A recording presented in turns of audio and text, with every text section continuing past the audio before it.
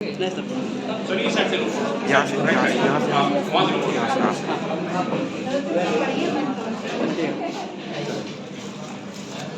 पंखा बंद ॐ चन्द्रमा मनसो जाचक्षुषो सूर्यो अजायत श्रोत्रा प्राणश्रवायुषमुखाग्नि विश्वानि देव सवितुः दुरितानि पराशुव अन्नः आशुव यतो यतः समीहसे ततो नो अभयं कुरु तन्नः कुरु प्रजाभ्यो अभयं न पशुभ्यः।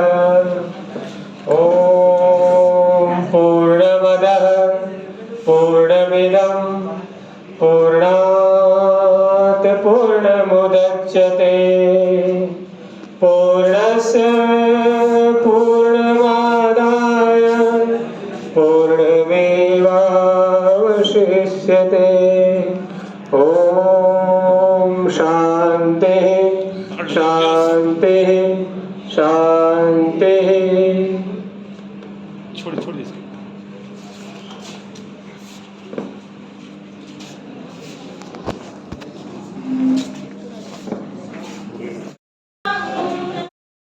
In many of his research papers, Sir has also discussed and deliberated his strong views on the current status of Indian economy, which is the very Amrit Kaal. To present his valuable experiences and views on the matter, I would request Sir to come up on the dais and present his opinion. Many thanks to this historical and well-known college instituted by the local aristocrat of this area. माननीय इस college की प्राचार्य ममता मणि त्रिपाठी जी, अर्थशास्त्र के इस college के विभागाध्यक्ष, हमारे साथ इस इलाके के एक बड़े समाजसेवी रामेश्वर गुप्ता जी, और इस कार्यक्रम की संचालिका और मंच की आयोजनकर्ता शांता जी, जो यहाँ के इंग्लिश डिपार्टमेंट की टीचर हैं, और इस कॉलेज के तमाम फैकल्टीज और तमाम प्यारे प्यारे बच्चों, बंधुओं, ये जो सब्जेक्ट आदरणीय प्राचार्य महोदय ने जो ये तय किया, आज़ादी का अमृत काल, संभावनाएं और चुनौतियां, अपने आप में ये बड़ा ही स्ट्रॉन्ग पंच लाइन। आप लोग सब जानते हैं, शिक्षा के क्षेत्र में है, आपके जो माइंड है वो बिल्कुल कोरे हैं। आपको तमाम दुनिया और देश के नेचुरल साइंस से लेकर सोशल साइंस की तमाम चीजें जानकारी में रखनी होती हैं। जो साइंस के भी स्टूडेंट हैं वो भी अपने को समाज से कट ऑफ नहीं कर सकते, और जो समाज विज्ञान के जो स्टूडेंट हैं वह भी जो साइंस और टेक्नोलॉजी के जो तमाम डायनेमिक्स हैं उससे अपने आप को अलग नहीं रख सकते। हम जिस राष्ट्र राज्य में रहते हैं, भारतवर्ष, तकनीकी तौर पे आज़ादी जो हमें ब्रिटिश इंपीरियलिज्म से मिली, जिसमें एक समय वक्त था कि पूरी दुनिया का आधा हिस्सा जहाँ की सूर्योदय अगर होता था तो सूर्यास्त फिर से शुरू हो जाता था। वो जो एक जो आज कॉमनवेल्थ कंट्री के नाम से जाना जाता है, उस ब्रिटिश इंपीरियलिज्म के हम भी पार्ट थे। We were also part of that great saga of British imperialism. जो ब्रिटेन, जो कि ग्रेट ब्रिटेन कहा जाता था, 19th सेंचुरी का दुनिया का लीडर था, उसी के लीगेसी के हम भी पार्ट थे। लेकिन जब 1947 में जब हमें देश को एक तकनीकी तौर पे आज़ादी मिली, तब से आज 75 साल का वक्त बीत चुका है। शांता जी ने बताया, गवर्नमेंट ऑफ इंडिया ने अगले अगस्त सितंबर तक इस अमृत काल को आयोजित करने का एक तरह से फैसला किया है कि देश के तमाम सार्वजनिक मंचों पर, तमाम सार्वजनिक संस्थाओं में, सार्वजनिक केंद्र में हम इस आज़ादी की अमृत गाथा का वर्णन करें, उसका वाद विवाद करें, परिसंवाद करें, और हम ये जाने कि हमारी जो आज़ादी जो विरासत में मिली और उसके बाद जो 75 सालों की राष्ट्र राज्य की यात्रा रही, वह यात्रा जो लोकतंत्र को स्थापित करने, संविधानवाद को स्थापित करने, फिर देश की अर्थव्यवस्था का चौमुखी विकास करने, देश के समाज को बदलने और देश के तमाम क्षेत्रों में हो रहे विकास, परिवर्तन और बदलाव की एक नई भावभूमि, कर्मभूमि को गढ़ने को एक तरह से, और फिर उसे याद करके उस पर एक नया संकल्प लेने का वक्त है। हमें यह देखना है कि 75 सालों में हमने क्या खोया और क्या पाया। हमारी पॉलिटी, हमारी सोसाइटी, हमारी इकोनॉमी और तमाम पब्लिक इंस्टीट्यूशंस और जो इदारे हैं वो कैसे डेवलप हुए और हमें आज किस मोड़ पर ला करके रखा है। अभी जाना नहीं, केवल 3 साल पहले हमें जाना होगा कि जब हम विश्व की एक बहुत बड़ी महामारी से दो चार हो रहे थे और उस कोविड काल का पूरी दुनिया ने मुकाबला किया, हमने भी मुकाबला किया। भारत दुनिया के उन चंद देशों में था जिसने की अपनी वैक्सीन बनाई और फिर सरकारों ने तमाम राहत कार्य किए, चाहे वो केंद्र की सरकार हो, प्रांत की सरकार हो या लोकल सरकारें हो, और कैसे हमने उस जद्दोजहद कर उस मामले पर विजय पाई। और फिर जो है हमारे निवर्तमान प्रधानमंत्री ने पूरे देश को 200 करोड़ टीके देने का जो एक संकल्प लिया और उस टीका देने के बाद जो आज हम अमन चैन के एक तरह से छाव में जो हम जी रहे हैं और फिर से हमारी इकोनॉमी मोमेंटम पकड़ती है, फिर से जनजीवन फिर किस तरीके से चल पड़ता है और आज हम दुनिया में सबसे ज्यादा विकास दर हासिल करने वाले मुल्क बन चुके हैं। फिर से वो कैसे तमाम जो क्षेत्र हैं वो कैसे फिर से उस डायनामिक्स को पाते हैं। अभी इकोनॉमिक सर्वे आया, इकोनॉमिक बजट आया, उसमें ये जब कहा गया कि हमने कोरोना काल के पहले के मोमेंटम को प्राप्त कर लिया है तो हमारा मन आह्लादित हो उठा, क्योंकि मैंने व्यक्तिगत रूप से कोरोना काल का वो 2 से 3 साल का वक्त था, सचमुच बड़ा ही डिप्रेशन में जिया। ये ठीक है कि हम लोग उसके जग में नहीं आए, लेकिन कहीं ना कहीं एक मानसिक और एक मनोवैज्ञानिक तरीके से जो हम दुनिया को हमने बंद होते देखा, जिस तरीके से दुनिया चल रही थी, जिस तरीके से देश के बहुसंख्यक गरीब अपने जीवन का जद्दोजहद कर, अपने रोज खून पसीने की कमाई कर अपना पेट पाल रहे थे, अपने परिवारों का गुजारा बसर कर रहे थे, और वो सरकारें जो देश के इनफॉर्मल सेक्टर के विकास के लिए जो एक मोमेंटम ला करके काम कर रही थी, चाहे वो सौभाग्य योजना के जरिए हो, योजना के जरिए हो, नेशनल इंफ्रास्ट्रक्चर बना करके हो, उसे कैसे एक चोट पहुंची, विराम पहुंचा। लोगों ने जिंदगियों की जंग लड़ी। 2021 में मैं अपने बगहा में ही 2 महीने रहा। मैंने देखा कि कोई ऐसा व्यक्ति नहीं था जिसका कोई सगा उससे आहत नहीं हुआ हो। तो आज इस अमृत काल के अवसर पर हम पूरा समूचा देश और पूरी दुनिया एक बड़े ही सच्चे एहसास के साथ गुजर रही है कि हम कोविड से मुक्त हो चुके हैं और हमारा पूरा मोमेंटम शुरू हो चुका है। बंधुओं, 1947 में जब देश को आजादी मिली तो ये बताने की जरूरत नहीं कि देश का वो एक तरह से केवल आजादी दिवस नहीं था, वह देश का एक विभाजन दिवस भी साबित हुआ। दुर्भाग्य से 1935 के बाद भारत की राजनीति में जिस तरीके का एक तरह से मोमेंटम चल रहा था, कि ब्रिटिश कांग्रेस पार्टी और मुस्लिम लीग के त्रिकोणीय राजनीति में देश कैसे बंटवारे की शक्ल में चला गया। सांप्रदायिक बंटवारा हुआ, कोई सांस्कृतिक बंटवारा नहीं हुआ, कोई भाषाई बंटवारा नहीं हुआ, सांप्रदायिक बंटवारा हुआ। और उस बंटवारे के बाद देश में कैसे खतरो भारत हुआ, दंगे का शिकार हुआ, 10 लाख लोग बेमौत मारे गए। तो वह एक अभी नरेंद्र मोदी ने घोषणा की कि 14 अगस्त को हम हर साल विभाजन की पीड़ा दिवस मनाएंगे। मैंने उसको एक बेहद सही डिसीजन माना, क्योंकि मैं एक बतौर पत्रकार और बतौर लेखक मैंने देश के विभाजन को लेकर के काफी लिटरेचर पढ़े। मैंने 10 बड़ी किताबें पढ़ी हैं केवल डिवीजन पर, चाहे फ्रीडम एट मिडनाइट हो, चाहे वो मौलाना आजाद की इंडिया मीन्स फ्रीडम हो, चाहे वो जवाहरलाल नेहरू की डिस्कवरी ऑफ इंडिया हो, डॉक्टर राजेंद्र प्रसाद की इंडिया डिवाइडेड हो। उसके अलावा यहाँ के बहुत बड़े हिस्टोरियन की मैंने वो सारी किताबें पढ़ी हैं और मुझे आज भी भारत का विभाजन बड़ा ही पीस देता है। और मैं ये मानता हूँ कि इसमें धर्म इम्पोर्टेंट नहीं है। भारत की जमीन, भारत की संस्कृति, भारत की राष्ट्रीयता और भारत का वो प्राचीन विरासत जो हमारी मोहन जोदड़ो और हड़प्पा की सभ्यता जिस भूभाग में विकसित हुई, जिस नदी घाटी की सभ्यता से भारत की सभ्यता जुड़ी है, इंडस सिविलाइजेशन, मैं आज भी उस भूमि को भारत का ही हिस्सा मानता हूँ। और मैं ये चाहता हूँ कि भारत के संविधान का लोकतंत्रवाद और धर्मनिरपेक्षतावाद के उस विशाल आइडियोलॉजी के तहत वह भारत का विखंडित हिस्सा पुनः से अखंड भारत का हिस्सा बने।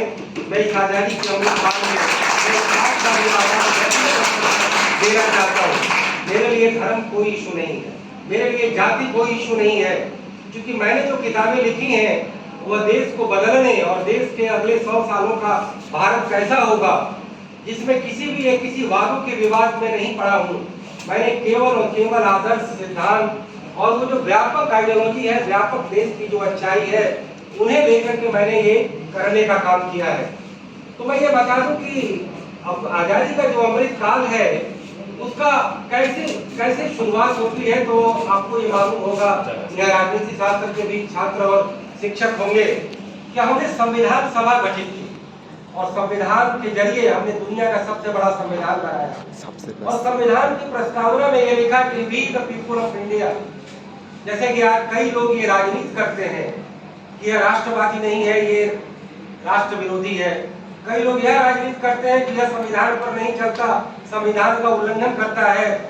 कई लोग यह कहते हैं कि यह समाजवाद है, समाजवाद का उल्लंघन हो रहा है। कई लोग कह रहे हैं धर्मनिरपेक्षता है, तो धर्मनिरपेक्षता का उल्लंघन हो रहा है। सब ये फिजूल की बातें हैं। भारत के संविधान का कोई उल्लंघन नहीं कर सकता, और जो सचमुच संविधान के विपरीत जाता है, सवाल या निशान उसके सामने आता है। तो हमने संविधान की प्रस्तावना में लिखा कि अवसर की समानता, और आज मेरी पूरी थिंकिंग का जो सेंट्रल सब्जेक्ट है अवसर की समानता है। और मैं वह समानता की बात करता हूँ जो एक कम्युनिस्ट आइडियोलॉजी समानता की बात करती है, वो नहीं।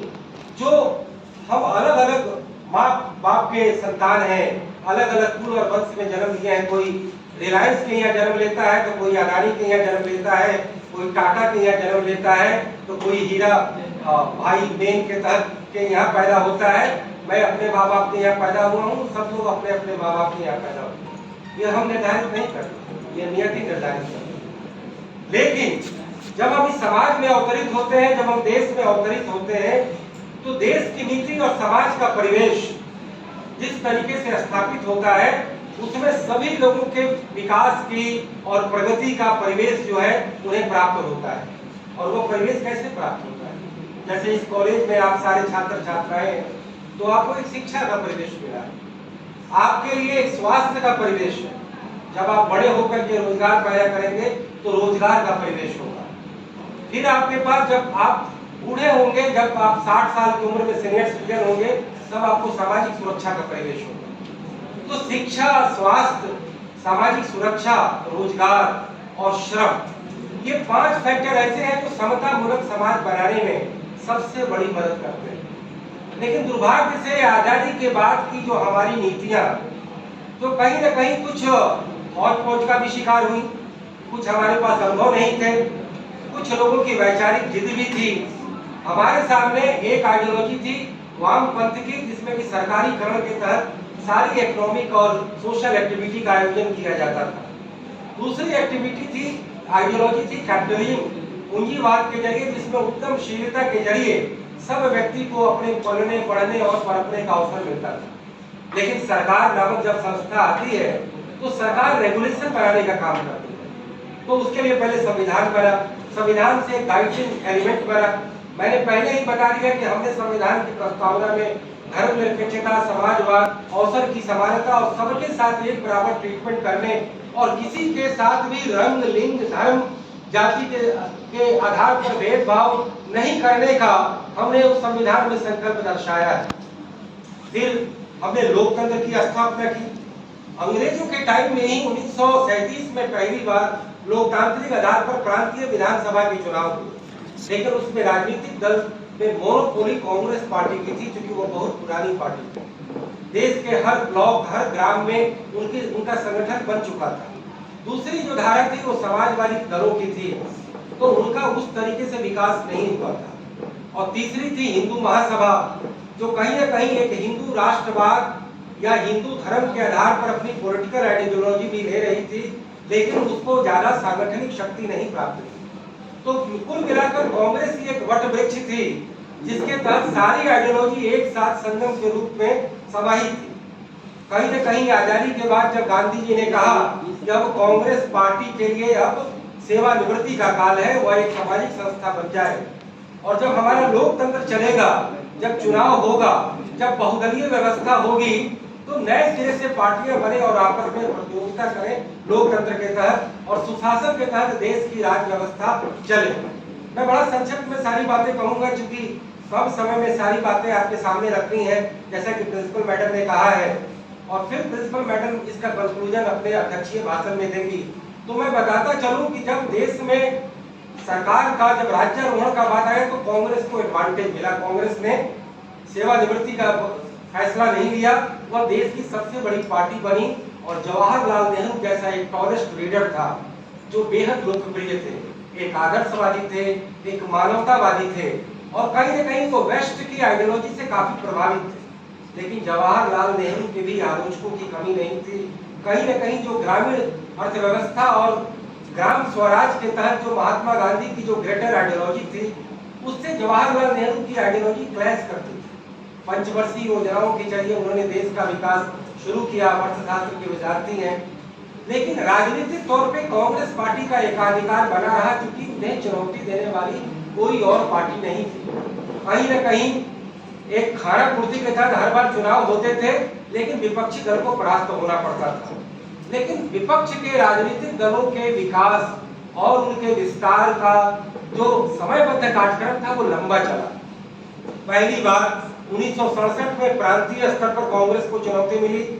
फिर कांग्रेस के विद इन कांग्रेस एक संगठन कांग्रेस आया, जब जवाहरलाल नेहरू और लाल बहादुर शास्त्री जैसे बड़े नेताओं के अवसान के बाद जब इंदिरा गांधी का एक तरह से कहीं न कहीं शिकंजा आया कांग्रेस पार्टी में, तो उसके खिलाफ कांग्रेस के विद इन ही कुछ लोगों ने बगावत की, जिसमें कि मोरारजी देसाई जैसे लीडर के नेतृत्व में संगठन कांग्रेस बना और वह कहीं न कहीं कांग्रेस के लिए वो चुनौतीदायक बना, इंदिरा गांधी के लिए चुनौतीदायक बना। लेकिन 1967 के लोकसभा चुनावों के बाद इंदिरा गांधी ने पूरा उस पर अपना होल्ड बना लिया, क्योंकि बांग्लादेश को अलग कराने और उसका एक अलग देश के रूप में स्थापित करने, गरीबी हटाओ का नारा देने और धूल वामपंथी नीतियों पर देश के बैंकों का राष्ट्रीयकरण करने जैसी जो बड़ी घटनाएं घटी भारत के इतिहास में आजादी के बाद, इंदिरा गांधी को राजनीति काफी बरदहस्त मिला।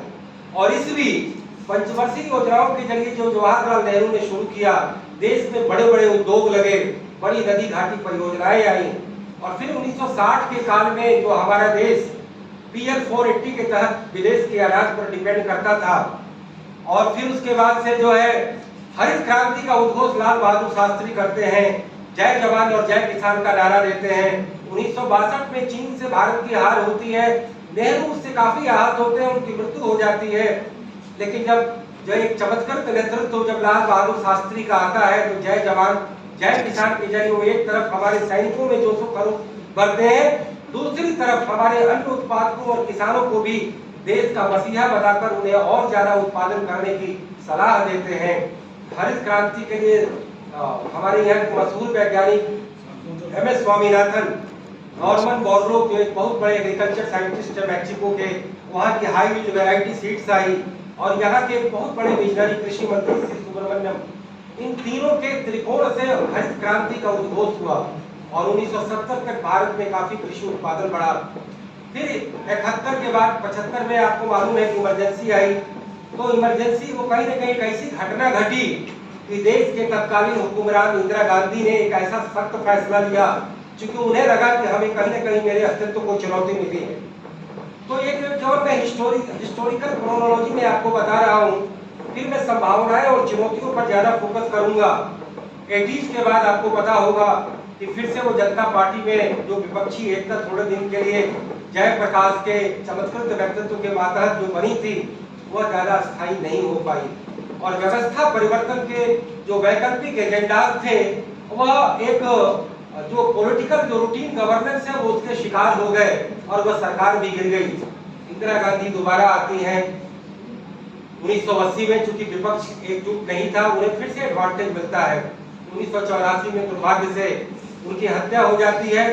फिर जो है सिंपैथी में उनके पुत्र राजीव गांधी देश के शासक बनते हैं। राजीव गांधी के मातहत कुछ 3-4 बड़े फैसले हुए देश के आजादी के बाद के इतिहास में, बड़े ही महत्वपूर्ण एक तरह से वो स्थान रखते हैं।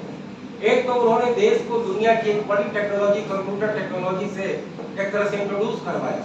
प्रौद्योगिकी का एक तरह से वो एक तरह से स्टार्टअप करने वाले वो माने जाते हैं। जो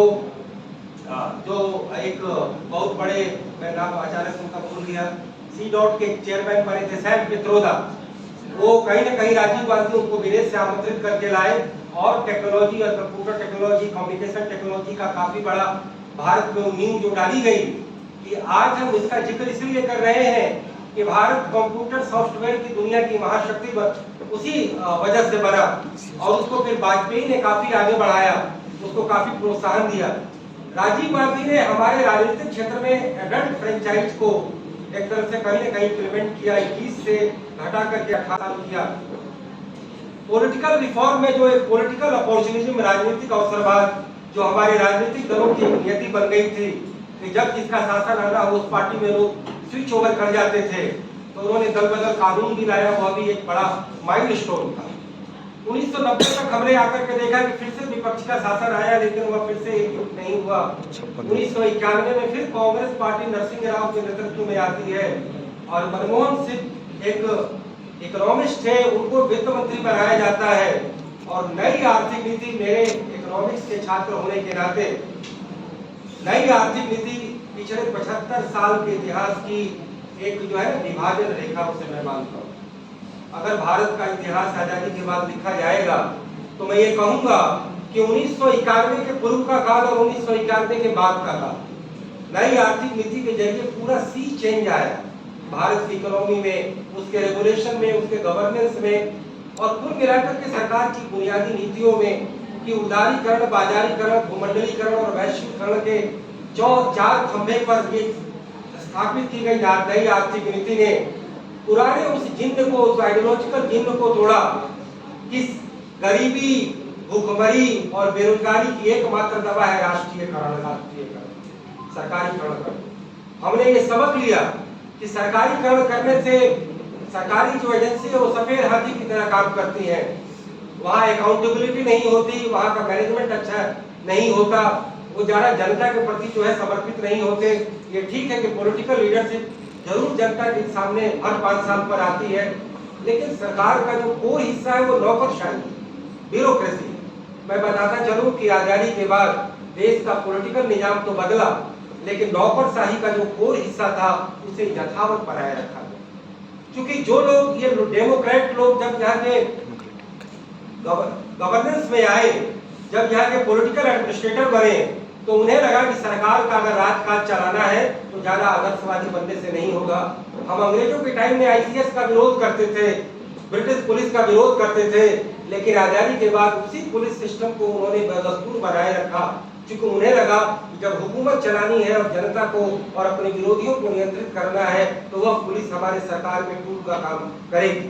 तो नौकरशाही और पुलिस का सिस्टम कमोवेश वही बनाए रखा गया और इसी वजह से हमने यह देखा कि 1991 के बाद जो नई आर्थिक नीति आई तो सरकार के वो तमाम महकमे, चाहे वो गरीबी दूर करना हो, चाहे नई फैक्ट्री लगानी हो, इंडस्ट्री लगानी हो, सरकार ही सब किया करती थी, लेकिन वो घाटे का शिकार बनी, करप्शन का शिकार बनी, बद इंतजामी का शिकार बनी और हमारी गरीबी ज्यादा प्रभावी रूप से नहीं दूर हो पाई।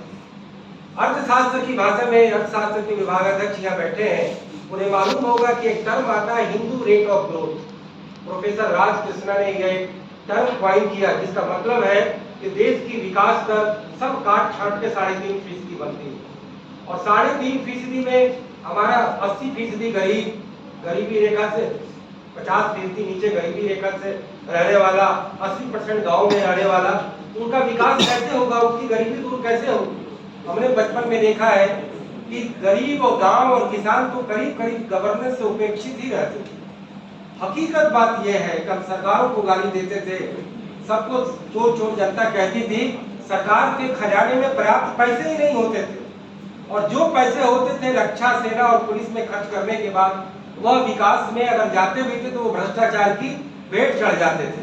लेकिन 1991 में नई आर्थिक नीति के बाद सरकारों ने यह तय किया कि निवेश ही सर्वोपरि है, चाहे वो प्राइवेट सेक्टर करे, सरकार करे या विदेश का बहुराष्ट्रीय कंपनी करे। और जब निवेश का आगमन होता है, प्रोडक्शन ज्यादा होता है देश में बड़े बड़े इंडस्ट्रियल सेंटर खुलते हैं, मेट्रोपॉलिटन सेक्टर का विकास होता है और गांव के वो गरीब जो 2.5 सेर अनाज पर किसानों की यहाँ मजदूरी करते थे, फटेहाल थे, करीब 25 करोड़ की आबादी, किसान कम उत्पादकता से परेशान, मजदूर कम मजदूरी से परेशान और कुल मिलाकर के गांव में कोई वैकल्पिक पेशा नहीं होता था खेती के अलावा और उसकी उत्पादकता भी कम थी।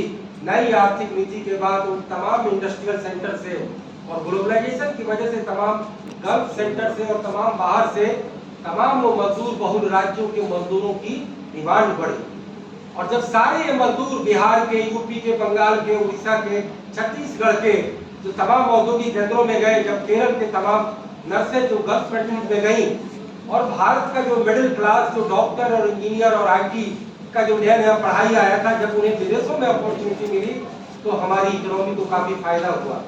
बिहार, यूपी, उड़ीसा जैसे राज्य मनी ऑर्डर इकोनॉमी की वजह से वो काफी विकास करने लगे।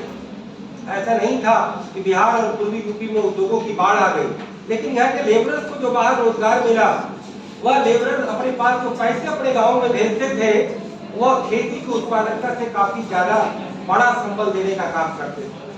तो नई आर्थिक नीति का जो मैंने जिक्र किया कि वो भारत के आजादी के बाद के इतिहास में एक बड़ी विभाजन रेखा है, एक ऐसी विभाजन रेखा जो भारत की अर्थव्यवस्था की दशा और दिशा को बदलते ही थे। भारत की राजनीति में भी कांग्रेस का विकल्प तैयार करने का काम किया। 1991 में कांग्रेस पार्टी के एक बड़े विकल्प के रूप में भारतीय जनता पार्टी जो पहले जनसंघ कहलाती थी उसका अभ्युदय होता है। 1996 और 98 में अल्पमत में सरकार गिरने के बाद 1999 के कारगिल चुनाव के बाद जब देश में आम चुनाव होता है तो पहली बार एक गैर कांग्रेसवादी सरकार अटल बिहारी वाजपेयी के नेतृत्व में भारत की आजादी के बाद एक गैर कांग्रेसी सरकार के रूप में स्थापित होती है। और मजे की बात यह है कि कांग्रेस पार्टी ने जो नई आर्थिक नीति की शुरुआत की, उस नई आर्थिक नीति पर उससे ज्यादा दौड़ लगाने का काम अटल बिहारी वाजपेयी के नेतृत्व वाली एनडीए ने किया और 2004 तक आते आते देश की इकोनॉमी के तमाम सेक्टर में जबरदस्त मैक्रो इकोनॉमिक इंडिकेटर में जो है इंप्रूवमेंट आया। लेकिन पॉलिटिक्स की डायनेमिक्स अलग होती है, उसमें एक पॉपुलिज्म, जातिवाद, मनी मसल कई सारे एलिमेंट काम करते हैं। जनता अभी चूंकि इतनी शिक्षित नहीं थी, उकसाऊं, भड़काऊं, चटकाऊं, भाषण देना पहचान की राजनीति और तमाम वो एलिमेंट, लेकिन उसको साधने में 2004 में वाजपेयी सरकार सफल नहीं हो पाई और वो सब कुछ अच्छा करने के बाद वो चुनाव यूपीए का शासन जब कांग्रेस पार्टी पहली बार एक गठबंधन में आती है, अब बच्चों बैठ जाओ और शांति से सुनो। जब यूपीए की सरकार पहली बार गठबंधन में 2004 में आती है तो वह सरकार विरासत में मिली हुई एक बड़ी अच्छी अर्थव्यवस्था और वह काफी मजे में काम करती निकलती है और कहीं न कहीं देश का 2001 से लेकर के 2010 तक की जो अर्थव्यवस्था थी वो आजादी के बाद की स्वर्ण काल हम कह सकते हैं। लेकिन 2009 के लोकसभा चुनाव में फिर मैंने जो पॉलिटिकल पॉपुलिज्म का जो हवाला दिया, उसके तहत किसानों की फंडामेंटल प्रॉब्लम को बिना सॉल्व किए जो समस्या आज भी है उसमें कुछ काम जरूर हुआ है। एमएसपी को थोड़ा सा बढ़ाया गया है, हमने 72,000 करोड़ की कर्ज माफी कर दी। वेतन आयोग जो सरकार के कर्मचारियों और मुलाजिम जो पूरी जनसंख्या के 2 या 3% है, उनके लिए एक बेहतर वेतन आयोग के तहत हम चाहते हैं कि देश का हर व्यक्ति अच्छा पेंशन पाए। आज सरकारी कर्मचारी मांग कर रहे हैं पुरानी पेंशन लाए, तो ये देश के केवल सरकारी कर्मचारियों को क्यों मिले, देश के 80 करोड़ लोगों को क्यों मिले? हम समतामूलक समाज की बात कर रहे हैं। मैंने इसलिए कहा शिक्षा, चाहे वो बंबई का रहने वाला छात्र हो या दिल्ली का बड़े औस कॉलोनी का रहने वाला हो, चाहे कुशीनगर के इस कॉलोनी का रहने वाला हो या और बिहार इलाके का रहने वाला हो, सब बच्चों को एक बराबर फंडामेंटली एक बराबर एजुकेशन पाने का राइट होना चाहिए। लेकिन हमने शिक्षा में अलग अलग दुनिया बना दी, स्वास्थ्य में अलग अलग दुनिया बना दी, रोजगार नीति में अलग अलग दुनिया बना दी, सामाजिक सुरक्षा में अलग अलग दुनिया बना दी। श्रम नीति आज भी देश का 90% वर्कफोर्स जो है अनऑर्गेनाइज्ड है। उसको लेकर के काफी काम हो रहा है। नरेंद्र मोदी ने भी काफी अच्छे इधर काम किए हैं, जैसे कि यूनिवर्सल उनके लिए ईपीएफओ का नंबर जारी किया गया, 11 से ज्यादा लोगों को ईपीएफओ में शामिल करने की बात है, लेकिन इसमें काफी काम करना बाकी है। तो मैं ये कह रहा था कि 2010 के बाद जिस तरीके से पॉपुलिज्म का सहारा लिया गया, छठे वेतन आयोग मान लिया गया, किसानों की 72,000 करोड़ की कर्ज माफी कर दी गई, तो उस समय रेलवे काफी मुनाफा कमाने के बावजूद भी, यही लालू रेल मंत्री थे, जब उनके रेल कर्मियों को 16 लाख लोगों को छठे वेतन आयोग का जो पे बढ़ाना था, तो रेलवे का सारा मुनाफा उस पे चला गया। तो इन और तीसरा मनरेगा, एक गांव में एक पॉपुलिटी स्कीम लाई गई, अभी भी चलती है। रोजगार कभी भी किसी को देने का मतलब ये नहीं कि हम एहसान करते हैं, अगर एहसान करते हैं तो वह देश की इकोनॉमी का नुकसान करते हैं। आपको मैं एक जिक्र में हर जगह कहता हूं कि मारुति कंपनी एक प्राइवेट कंपनी है जिसकी कारें देश के हर कोने में दिखाई देती हैं। आप उसके मैनेजमेंट का अध्ययन करेंगे तो मारुति कंपनी पर एम्प्लॉय जितना उनका खर्च आता है, चाहे वो कैंटीन का खर्च हो, चाहे वो कंपनी के अंदर जो फूल लगाया है उसका खर्च हो, या अच्छा जो एमिनिटीज सब पंखे बिजली सब देने का हो, उनको सैलरी हो, सबका वो कॉस्ट पर एम्प्लॉय कॉस्ट निकालती है, कॉस्ट टू कंपनी। और एक एम्प्लॉय से उन कंपनी को कितना मुनाफा मिला, अगर एक एम्प्लॉय पे मैंने 25,000 रुपया खर्च किया तो कंपनी को 30,000 मिला कि नहीं, 35,000 मिला कि नहीं, उसका वो लेखा जोखा रखती है, जिसको साइंटिफिक मैनेजमेंट कहा जाता है। तो भारत के हर महत्व में, अब जैसे ये कॉलेज है, कॉलेज में यहाँ पर मुनाफा कमाने का काम नहीं होता है, डिलीवर किया जाता है सोशल सर्विस, कि बच्चे पढ़ लिख करके ह्यूमन डेवलपमेंट इनका विकास करके ये बड़े आदमी बनेंगे और देश की इकोनॉमी में योगदान करेंगे, अपने परिवारों का योगदान करेंगे, तो कहीं न कहीं एक सोशल आउटपुट देने का काम किया जाता है।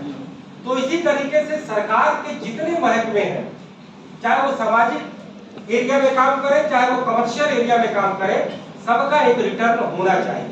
और जब वो नहीं होगा तो वो सफेद हाथी बन जाएगा, फिर वो झंखाड़ बन जाएगा, कंगाल बन जाएगा, सरकार पर सब्सिडी पर आश्रित होगा और वो जनता के करों का पैसा ज्यादा अच्छे तरीके से इस्तेमाल नहीं होगा। इस दिशा में सरकारें काम कर भी रही हैं, सरकारों का भी वर्क कल्चर पहले से काफी बदला है। तो 2000 मनरेगा जो योजना लाई गई, उसमें गड्ढे खोदो और गड्ढे भरो, ये अर्थशास्त्र की भाषा में कोई अच्छी बात नहीं है।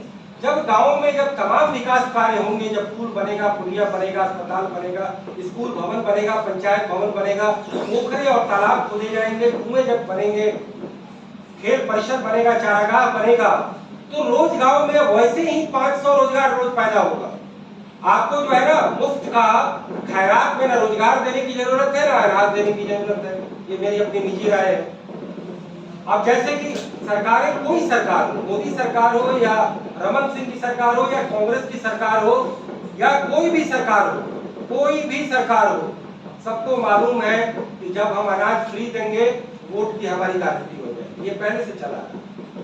ये ठीक है कि कोरोना काल में, आपदा काल में राहत देना सरकारों का पहला धर्म बनता है, पहला खजाने पर पहला अधिकार आपदा पीड़ितों का होता है। लेकिन जब आप अपने पैर पर खड़े हो गए तो बैठा करके अनाज देना हम आपका भला नहीं कर रहे। एबल को रोजगार, डिसेबल को पेंशन और डिपेंडेंट पॉपुलेशन को क्वालिटी एजुकेशन हेल्थ, ये एक सूत्र वाक्य है गवर्नेंस का, इसे लेकर के सरकारें करती भी है। कई जगह उनकी राजनीतिक एक तरह से कंपल्सन होती है, उनकी एक तरह से कहीं न कहीं एक तरह से दबाव उन्हें झेलना पड़ता है। तो मनरेगा, 6 पे कमीशन और कर्ज माफी, इकोनॉमी का खस्ता हाल हो गया। 14 में इन्फ्लेशन जो था वो 22% चला गया। नतीजतन कांग्रेस की हार, नरेंद्र मोदी सरकार का आगमन होता है और पहले 3 साल में नरेंद्र मोदी सरकार ने बड़े फंडामेंटल पर बड़े अच्छे काम किए। ग्रोथ रेट 5% से बढ़कर 7% चला गया। उसके बाद नोटबंदी हो, जीएसटी हो या कोरोना काल में सरकार के फैसले हो, उसको लेकर के काफी लोगों ने वाद विवाद पर संवाद किया, that is a debatable issue. लेकिन जब वही 200 करोड़ को जब उन्होंने वैक्सीन देने का काम किया तो उनकी काफी वाहवाही भी हुई। लेकिन कुल मिलाकर के जब अमृत काल का आज जिस दौर में है, सबको मालूम है, हमें बताने की जरूरत नहीं, सरकार भारत देश दुनिया की 5वीं सबसे बड़ी अर्थव्यवस्था बना, दुनिया का सबसे ज्यादा विकास दर हासिल करने वाला बना। अभी अभी बजट आया है, उससे आशा का जबरदस्त संचार हुआ है। सरकार ने पॉलिटिकल मैनेजमेंट भी किया, सबने मैनेजमेंट किया। डेमोक्रेसी हमारा निरंतर और विकसित और परिमार्जित होता जा रहा है। खेलों में हम आगे बढ़ रहे हैं। आज गांव पहले की तरह गांव नहीं है। इस बात को ईमानदारी से मानना होगा कि गांव में पिछले 20 सालों में बहुत बड़ा परिवर्तन आया है। शहरों का भी अब कायाकल्प हो रहा है। मैं बगहा से ताल्लुक रखता हूँ। आज बगहा का जो मैं हालात देखता हूँ तो 10 साल पहले बिल्कुल इससे उलट था। बड़े बड़े महानगरों में काम हो रहे हैं। गोरखपुर शहर, ठीक है कि योगी जी वहाँ के मुख्यमंत्री हैं, उस बदौलत हो, लेकिन गोरखपुर शहर में जबरदस्त चेंज आया। लखनऊ में या देश में बदलाव आ रहा है। ठीक है, कई चीजें डिबेटेबल है, कई चीजें पॉलिटिकल कंपटीशन में आती हैं, लेकिन जो संभावनाएं और चुनौतियां जो इस आज के जो इस टॉपिक का जो एक क्रक्स पॉइंट रखा गया है, तो मैं ये कहूंगा कि भारत में जो 140 करोड़ का जो ये वर्क फोर्स है, यह हमारे लिए अभिशाप नहीं है, हमारे लिए वरदान है। आज गांव में जाएंगे तो आप देखेंगे कि लेबर नहीं मिलते। लेबर बहुल राज्यों में भी लेबर की अब कमी है, बड़े ही खुशगवार स्थिति। आज हम यह देख रहे हैं कि गेहूं की कीमत 25 से 27 रुपए हो गई है। यह ठीक है कि एमएसपी को लीगलाइज करने का कॉल गवर्नमेंट ने नहीं लिया, क्योंकि गवर्नमेंट को यह लग रहा था कि हमारी एजेंसी ही सारी अनाज खरीदेगी, क्योंकि अभी मुफ्त अनाज देने की स्कीमें चल रही हैं। लेकिन उसके बावजूद अगर बाजार में अगर 25 से 27 रुपए किलो गेहूं है, तो कहीं न कहीं किसानों के लिए खुशखबरी है। संभावनाओं की जब मैं बात करता हूं तो मुझे लगता है कि ऐसे कई सारे सेक्टर हैं जो भारत में विकास की एक तरह से गाथा लिखने वाले हैं। जैसे कभी हाइड्रो एनर्जी का मिशन मोदी सरकार ने बड़ी दूरदर्शिता से उसको इंट्रोड्यूस किया है, और पहले ही साल 20,000 करोड़ रुपए का निवेश कर 2047 में दुनिया की हाइड्रो पावर एनर्जी में भारत को विश्व की महाशक्ति बनाने का संकल्प लिया है। वह संभावना मुझे बड़ी ही स्वर्णिम लगती है, क्योंकि हम जिस तरीके से फॉसिल एनर्जी पर डिपेंड करते हैं, भारत एक मिडिल क्लास, एक राइजिंग मिडिल क्लास का कंट्री बन चुका है। आज करीब 40 करोड़ आबादी हमारी देश में मिडिल क्लास बन चुकी है। तो देश में जो विकास हासिल होगा, पेट्रोलियम उत्पाद का 3/4 हम आयात करते हैं, तो वैकल्पिक ऊर्जा के स्रोतों में जिस तरीके से हमारी सरकार ने, खास करके मोदी सरकार ने वैकल्पिक रिन्यूएबल एनर्जी को लेकर के काफी अच्छे काम किए और उसका प्रोडक्शन काफी बढ़ा है। जिस तरीके से उज्ज्वला योजना के जरिए, सौभाग्य योजना के जरिए देश का हर घर बिजली कनेक्शन से जोड़ा गया। देश में उज्ज्वला योजना के जरिए हर महिलाओं के घर में सिलेंडर लाए गए। ये बात अलग है कि अभी गैस की कीमत बहुत बढ़ी है, मैं ये नहीं कहूंगा कि लोग बड़े ही संतुष्ट हैं, लेकिन कनेक्टिविटी के मामले में जो ये काम हुआ है, मुझे ये क्रांति सरीखा काम लगता है। क्योंकि भारत के गाँव में कभी बिजली होती नहीं थी, आज देश का हर गाँव बिजली से जुड़ चुका, देश का हर घर जुड़ चुका। हमने कभी कल्पना भी नहीं की थी कि बिहार के गांव में इस तरीके से गांव-गांव में रात में जो है बिजली चमकेगी। ये मुझे बड़ा ही एक सुनहरा एहसास मुझे दिखाई देता है। फिर जो है दूसरा सेक्टर मुझे जो दिखाई देता है, जो ग्रीन एनर्जी के अलावा, कि भारत की डिजिटल इकोनॉमी की एनॉर्मस पोटेंशियलिटी। आज डिजिटल इकोनॉमी के जरिए रोजगारों की भी बहुत बड़ी संभावना है। हम ये कहते हैं कि अगर ये सरकार अगर एमएसपी को लीगल दर्जा दे दे, तो कृषि के क्षेत्र में इतनी बड़ी क्रांति आएगी। यह सुधारों की समर्थक सरकार, आर्थिक सुधारों की समर्थक सरकार, वह कहीं न कहीं एक बहुत बड़ा सुधार का बिंदु है कि किसान कृषि का जो पेशा है वो मौसमी पेशा है। आप इसको ध्यान रखें, वह उद्योगों की तरह रोज रोज नहीं पैदावार होता। खरीफ और रबी के सीजन में उत्पादन होता है, और अर्थशास्त्र का नियम कहता है कि जब उत्पादन बहुत ज्यादा हो, एक समय में सप्लाई बहुत ज्यादा हो, तो डिमांड उतना नहीं होता, तो उसकी कीमतें गिर जाती। तो उसकी कीमत न गिरे, उसकी मिनिमम प्राइस बिल्कुल रेगुलेटेड हो, उसके लिए एमएसपी का लीगल दर्जा है। क्योंकि एफसीआई तो हर हाल में सरकार के निर्धारित दर पर खरीदेगी, लेकिन बाकी कॉर्पोरेट और प्राइवेट सेक्टर भी अगर निर्धारित दर पर खरीदे, सीजन का फायदा उठाकर ये यूपी जो देश का सबसे बड़ा आलू उत्पादक है, यहाँ कानपुर और तमाम वेस्ट यूपी में 2 रुपए किलो आलू सीजन में बिकते हैं, ये 2 रुपए नहीं बिकेंगे। जब लीगल दर्जा होगा तो उसका एक मुकर्रर कीमत होगी 5, 6, 7 या 8 जो उनके कॉस्ट पर आधारित होगी। तो कहीं ना कहीं जो 3600 उत्पाद इसे सरकार नहीं खरीद पाती, न सरकार के पास वो कैपेसिटी है, न सरकार को खरीदना चाहिए। सरकार सब काम नहीं करती। अब ये हमारा प्रिंसिपल ये है कि सरकार का काम होटल चलाना नहीं, तो सरकार का काम किसान के हर उत्पाद को खरीदना भी नहीं है। धान और गेहूं आप एफसीआई के गोदाम में रख सकते हैं क्योंकि आपकी कैपेसिटी है, क्योंकि आपको पीडीएस के जरिए बांटना है। लेकिन अगर 34 उत्पाद का एमएसपी लीगल हो जाए और मुनासिब रेट अगर किसान को मिलेगा तो किसान इतनी खुशी से खेती करेगा कि उसे ये लगेगा कि इस बार लहसुन की कीमत अगर 30 रुपए किलो हो गई तो अगली बार हम लहसुन की खेती नहीं करेंगे और अगली बार बाजार में उसकी किल्लत हो जाएगी। तो ऐसे में यह एक बड़ा सुधार का कौल होगा। इसके अलावा हमारे देश में पिछले 75 सालों में कुछ इतने बड़े काम हुए हैं जिसे मैं पब्लिक और प्राइवेट पार्टिसिपेशन का वो काम मानता हूं, जो एक रेगुलेटरी अथॉरिटी के माध्यम किया गया। इस देश में तमाम क्रांति हुई, हरित क्रांति हुई, श्वेत क्रांति हुई, तकनीकी क्रांति हुई। एक और बड़ी क्रांति हुई है मोबाइल क्रांति, संचार क्रांति हुई है कि देश के हर व्यक्ति के पास हाथ में आज मोबाइल है। आधार और जनधन जो कि नरेंद्र मोदी का एक बहुत बड़ा काम है कि 50 करोड़ लोगों को उन्होंने जो है एक तरह से बैंकेबल बनाया और कहीं ना कहीं एक इंश्योरेंस के भी नेटवर्क को वो लाए हैं, लेकिन वह एक उतना पर्याप्त नहीं है, लेकिन वो एक बड़ा काम हुआ है।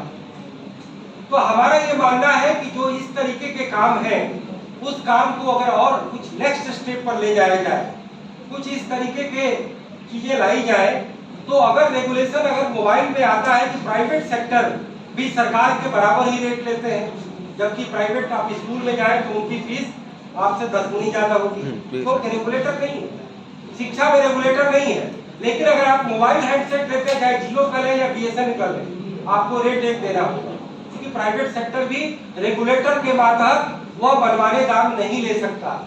तो ठीक वही काम रेगुलेशन का, रेगुलेटरी अथॉरिटी का शिक्षा में, स्वास्थ्य में और तमाम सेक्टर में यदि लाया जाए तो स्वास्थ्य का भी कारोबार बहुत ज्यादा बढ़ेगा। प्राइवेट सेक्टर का निवेश होगा, लेकिन वह जनता से वो मनमाने फीस नहीं लेंगे। जब वो जनता से मुनासिब फीस लेंगे तो सरकारी अस्पतालों में लोगों की भीड़ नहीं उमड़ेगी, सरकारी स्कूल और कॉलेज में जाना नहीं उमड़ेगी। हालांकि सबके मॉड्यूल अलग है, शिक्षा का मॉड्यूल अलग है, स्वास्थ्य का मॉड्यूल अलग है, टेलीकॉम का मॉड्यूल अलग है, पेट्रोलियम सेक्टर का मॉड्यूल अलग है, बिजली सेक्टर का मॉड्यूल अलग है।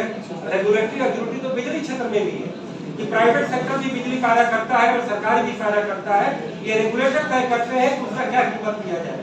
प्राइवेट सेक्टर भी बिजली बांटते हैं, जैसे दिल्ली में प्राइवेट सेक्टर जो है रिलायंस जो है बिजली बांटता है, और बिहार यूपी की सरकारों ने भी वितरण को कुछ न कुछ हद तक प्राइवेटाइजेशन किया है।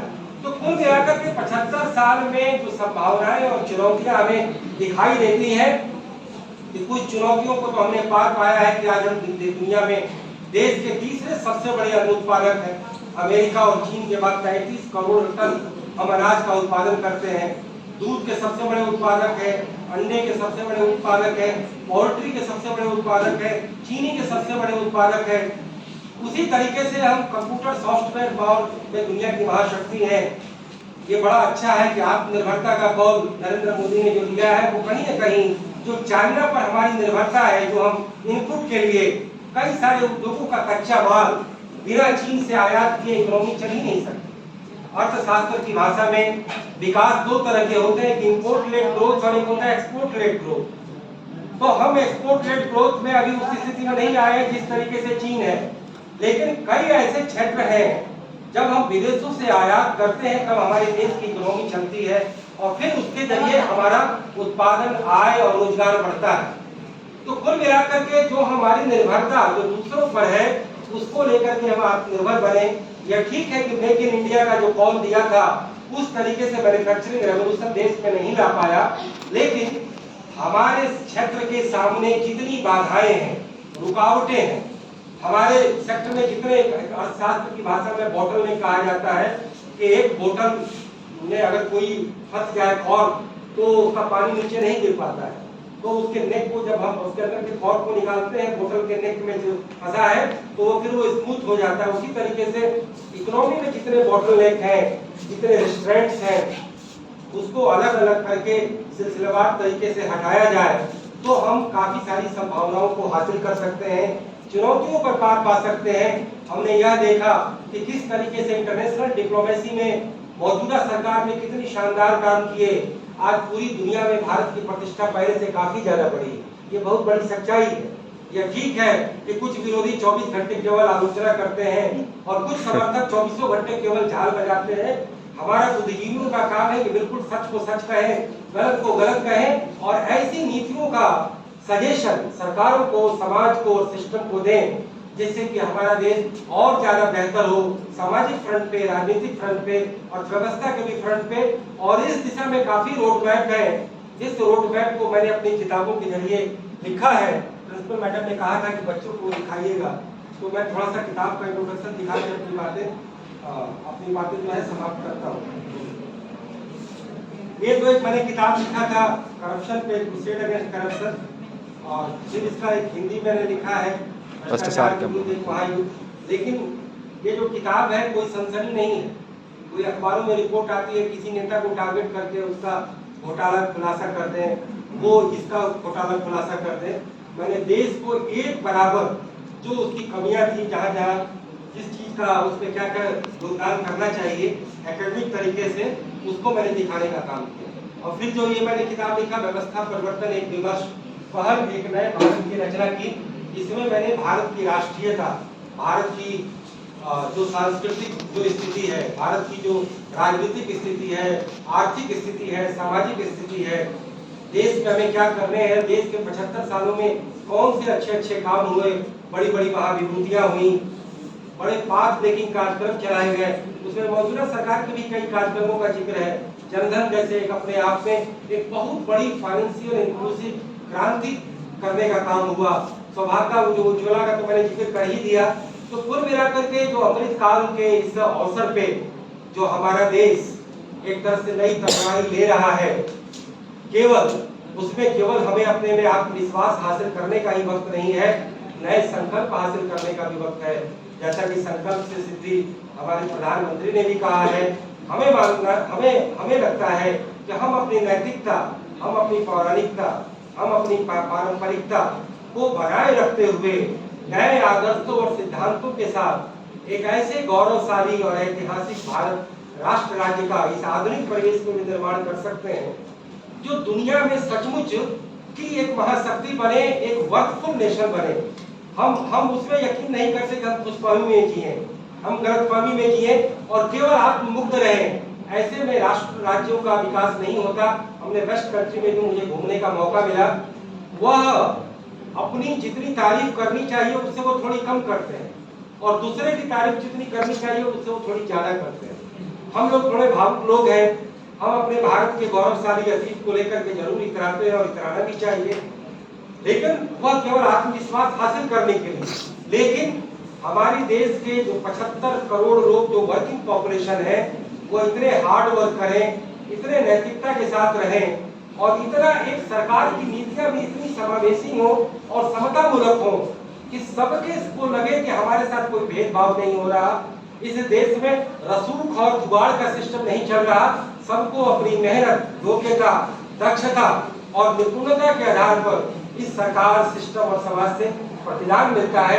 तो अमृत काल में हम यही संकल्प लेना चाहते हैं और हमारी संभावनाएं बेमिसाल हैं, चुनौतियां भी अपरंपार हैं, लेकिन हमें आगे की तोड़ सीना तान करके खड़ा होकर के और पूरे पुरुषार्थ के साथ अपने समाज को, सिस्टम को बढ़ाने की जरूरत है। और उन तमाम छोटी छोटी चीजों पर किसी भी बकवास और किसी भी व्यर्थ के वादों के विवाद से बचकर एक ऐसे परिसंवाद की जरूरत है जिससे देश के गौरवशाली भविष्य का निर्माण हो। मैं बहुत ही प्रिंसिपल मैडम का शुक्रगुजार हूँ, तो उन्होंने मुझे इस लायक समझा और आप लोगों के समक्ष ये बात कहने का मौका मिला। मैं शुक्रगुजार हूँ मैडम एंकर महोदय का भी, उन्होंने बड़े ही अच्छे तरीके से इस चीज का वर्णन किया और तमाम जो डैश पर बैठे हैं उनका शुक्रगुजार हूँ। तमाम फैकल्टीज हैं उनका शुक्रगुजार हूँ, और तमाम नौनिहाल जो हमारे बच्चे बैठे हैं आपका भी पैशन शेयरिंग के लिए शुक्रगुजार हूँ। बहुत बहुत धन्यवाद।